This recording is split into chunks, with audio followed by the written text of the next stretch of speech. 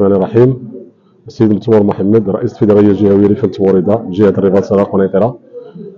اليوم هو اليوم ضمن واحد اللقاء تواصلي مع المقدمين والشيوخ والفيدراليات الجهوية بجهة الرباط سراق ونيطرة دائما في إطار واحد اللقاء اللي اختارينا له الشعار ديالو بوريدة هو تراث مغربي والحفاظ عليه مسؤولية مشتركة.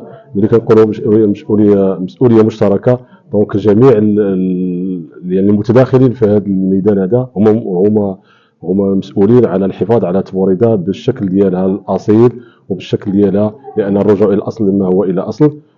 كما كنلاحظوا بان اليوم كان مجموعه من التدخلات. كان حضر السي ياسين عكاشه اللي هو رئيس الفيدراليه الجهويه الفيدراليه الوطنيه لفن بوريدة، الى جانب السيد الباشا وبعض الفعاليات وبعض الاطر في الجمعيه الوطنيه والفيدراليه الجهويه ورؤساء الفيدراليات والمقدمين.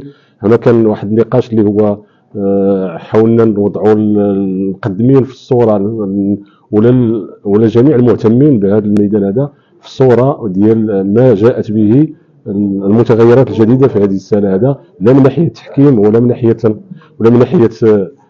التنقيط اللي غادي يكون جديد في التحكيم ان شاء الله الرحمن الرحيم، ولا من ناحيه التجميع ديال المباريات اللي كانت في هذه السنه.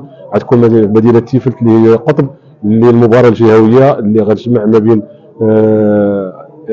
سميت العمالة الخميسات وعمالة القنيطره وعمالة سيدي قاسم وعمالة سيدي سليمان، غيكون هنا في تيفلت. وما هذا الشيء جاب واحد بعض المجهودات اللي هي